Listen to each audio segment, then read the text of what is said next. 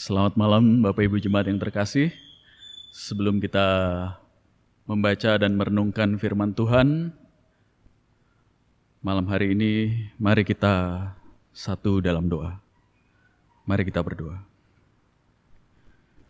Bapa di dalam surga, kami mengucap syukur karena kasih karunia Tuhan, kebaikan Tuhan yang nyata di dalam kehidupan kami hingga saat ini Bapa.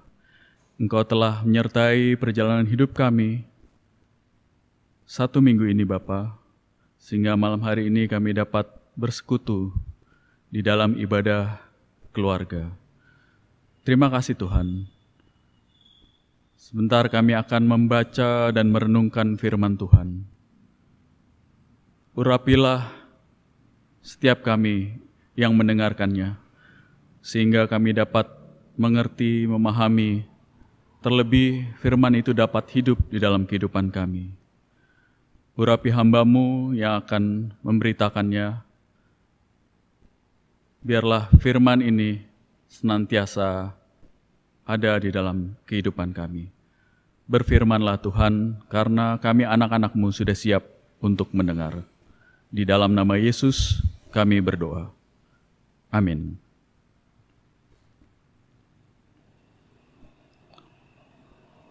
Bapak Ibu, saya undang untuk berdiri. Kita akan membaca bagian Alkitab surat Paulus untuk Jemaat Korintus yang pertama, 1 Korintus, pasalnya yang ke-8, ayat 1 hingga 13. Demikian bunyinya. Tentang persembahan berhala. Tentang daging persembahan berhala kita tahu, kita semua mempunyai pengetahuan. Pengetahuan yang demikian membuat orang menjadi sombong, tetapi kasih membangun. Jika ada seorang menyangka bahwa ia mempunyai suatu pengetahuan, maka ia belum juga mencapai pengetahuan sebagaimana yang harus dicapainya. Tetapi orang yang mengasihi Allah, ia dikenal oleh Allah. Tentang hal makan daging persembahan berhala kita tahu, tidak ada berhala di dunia dan tidak ada Allah lain daripada Allah yang esa. Sebab sungguh pun ada apa yang disebut Allah, baik di sorga maupun di bumi, dan memang benar ada banyak Allah dan banyak Tuhan yang demikian. Namun bagi kita hanya ada satu Allah saja, yaitu Bapa yang daripadanya berasal segala sesuatu dan yang untuk Dia kita hidup. Dan satu Tuhan saja, yaitu Yesus Kristus, yang olehnya segala sesuatu telah dijadikan dan yang karena Dia kita hidup. Tetapi bukan semua orang yang mempunyai pengetahuan itu. Ada orang yang karena masih terus terikat pada berhala-berhala, makan daging itu sebagai daging persembahan berhala. Dan oleh karena hati nurani mereka lemah, hati nurani mereka itu dinodai olehnya. Makanan tidak membawa kita lebih dekat kepada Allah. Kita tidak rugi apa-apa kalau tidak kita makan, dan kita tidak untung apa-apa kalau kita makan. Tetapi jagalah supaya kebebasanmu ini jangan menjadi batu sandungan bagi mereka yang lemah. Karena apabila orang melihat engkau yang mempunyai pengetahuan sedang duduk makan di dalam kuil berhala, bukankah orang yang lemah hati nuraninya itu dikuatkan untuk makan daging persembahan berhala? Dengan jalan demikian, orang lemah, yaitu saudaramu, yang untuknya Kristus telah mati, menjadi binasa karena pengetahuanmu. Jika engkau secara demikian berdosa terhadap saudara-saudaramu dan melukai hati nurani mereka yang lemah, engkau pada hakikatnya berdosa terhadap Kristus. Karena itu, apabila makanan menjadi batu sandungan bagi saudaraku, aku untuk selama-lamanya tidak akan mau makan daging lagi, supaya aku jangan menjadi batu sandungan bagi saudaraku. Demikian pembacaan Alkitab. Terpujilah Kristus. Haleluya. Haleluya. Haleluya. Haleluya.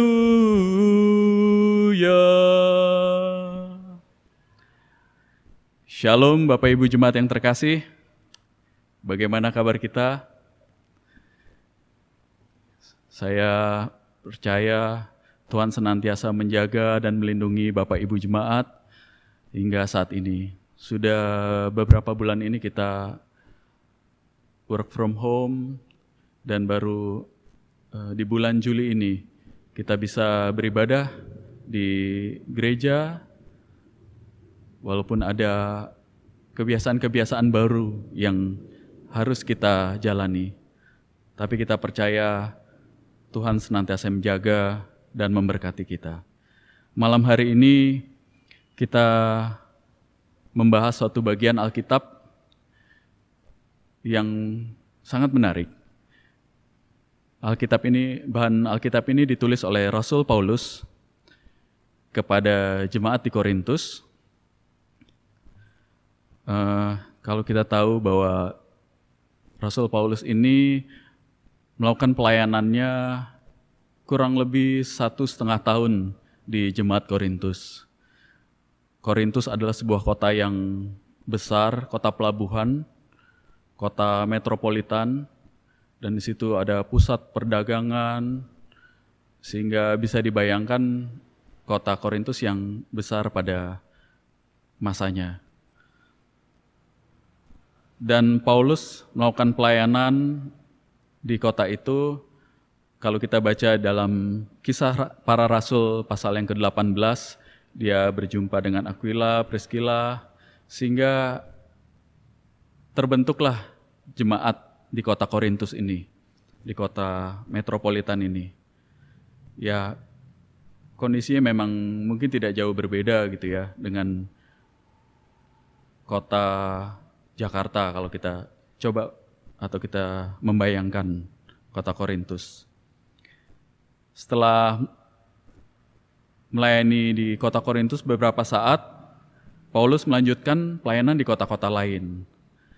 Dan pada waktu di kota Efesus, Paulus mendapat kabar kalau jemaat di Korintus menghadapi permasalahan. Seperti apa ya permasalahan mereka? Kalau kita baca di pasal-pasal sebelumnya, pasal 1-3 itu mengenai perpecahan. Dan pasal selanjutnya hingga pasal yang ke-8 ini. Dan kalau kita memperhatikan bagian kitab ini, sistematika penulisan dari Rasul Paulus, dia menuliskan masalah-masalah yang dihadapi oleh jemaat Korintus, lalu direspon dengan pandangan-pandangan Injil tentang apa yang terjadi atau sebaiknya apa yang dilakukan untuk menghadapi permasalahan tersebut. Nah, pada pasal 8 ini yang dihadapi adalah masalah makanan.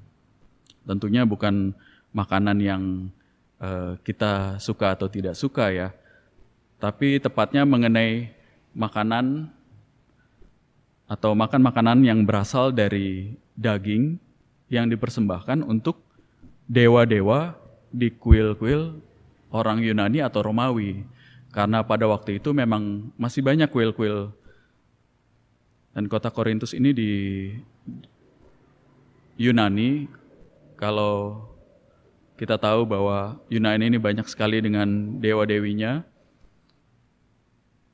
Nah, persembahan itu berupa daging dan terjadi perselisihan paham atau perbedaan paham yang cukup ekstrim di antara jemaat.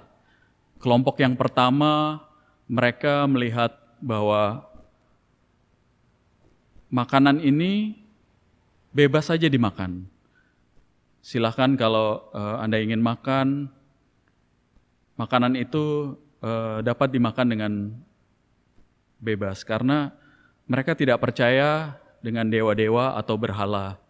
Nah, ini kelompok jemaat yang memiliki pengenalan akan Kristus yang sudah lebih baik. Diistilahkan dalam bacaan kita itu orang-orang yang mempunyai pengetahuan. Nah, ternyata ada kelompok lain di jemaat ini yang berpandangan berbeda sekali. Mereka memandang bahwa makanan ini tidak boleh dimakan. Kalau dimakan itu sama saja seperti menyembah dewa-dewa atau menyembah berhala. Jadi jangan dimakan. Nah, permasalahan ini direspon oleh Paulus. Yang pertama, Paulus mengatakan bahwa kita harus setia. Kita harus setia kepada Kristus, yaitu Allah yang esa. Karena Allah yang esa ini hanya ada satu. Walaupun banyak Allah-Allah lain, tapi yang kita harus setia pada Allah yang esa ini. Bukan kepada dewa-dewa yang terbuat dari batu atau kayu. Dan yang kedua, mengenai makanan ini, Paulus mengatakan apabila mereka hendak makan makanan tersebut, dan di situ ada saudara mereka yang lemah hatinya, pada ayat 10, yang mungkin akan salah faham, lebih baik jangan dimakan. Supaya apa? Supaya hal ini tidak menjadi batu sandungan bagi jemaat-jemaat yang lemah hatinya. Nah, ternyata permasalahan yang di Korintus ini bukanlah semata-mata hanya masalah makanan. Dia mengingatkan kepada jemaat bahwa jemaat harus mengasihi saudaranya yang berbeda pandangan atau beda latar belakang mereka. Karena Yesus juga mengasihi saudara-saudara mereka sesama anggota jemaat. Nah, Bapak Ibu, setelah kita membahas ini lebih lanjut, kita coba merenungkan bagaimana dengan kondisi kita, bagaimana dengan kondisi jemaat kita. Kalau kita bayangkan, mungkin yang terjadi dalam jemaat kita bukanlah hanya masalah makanan, tapi inti dari bagian firman ini, bagaimana kita mengasihi saudara-saudara kita, sesama anggota jemaat. Bagaimana kita lebih memperdulikan mereka. Bukan hanya dalam hal mengasihi, kita bukan hanya memberikan materi, tapi kita juga bisa menghargai keanekaragaman atau keperbedaan di antara kita. Bapak Ibu mengetahui bahwa jemaat kita ini terdiri dari berbagai macam suku, dengan berbeda budaya, dengan berbeda cara kita mengenal Kristus, dengan latar belakang yang berbeda-beda juga.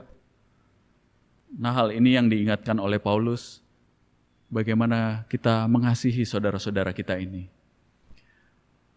Dan bukan hanya itu saja,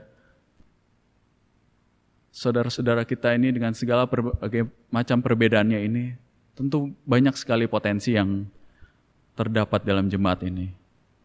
Kalau kita bisa membayangkan sebuah taman yang indah, tentu diisikan dengan berbagai macam bunga yang warnanya bermacam-macam, ada merah, kuning, biru, ungu, dengan berbagai macam bentuk.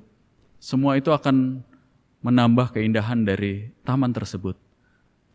Dan disitulah keindahannya dari buah perbedaan. Hari ini kita mengucap syukur karena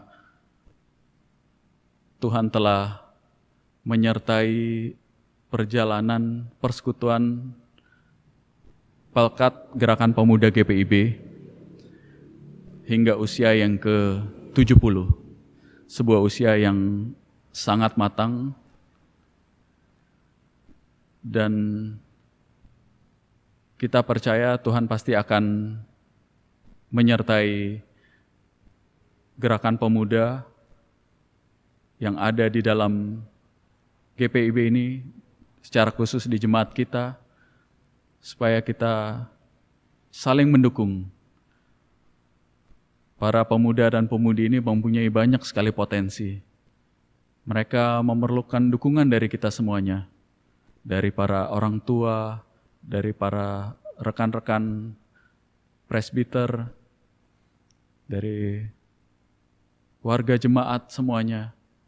Dan kita bahu-membahu bersama dengan Pelkat PA hingga PKLU, bersama membangun jemaat ini.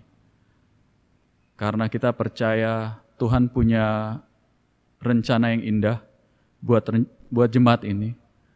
Karena ada berbagai potensi yang bisa dikembangkan. Jemaat ini diibaratkan sebagai satu tubuh dengan berbagai macam fungsi. Dan jikalau fungsi itu berjalan baik dengan semuanya, maka tubuh ini akan berfungsi dan beraktivitas dengan baik. Demikian pula dengan jemaat Sawangan ini. Kiranya firman Tuhan malam hari ini menguatkan kita dalam menjalani masa-masa pandemi ini. Dan kita senantiasa setia memohon akan penyertaan Tuhan. Tuhan menyertai kita, Tuhan memberkati kita semuanya. Amin.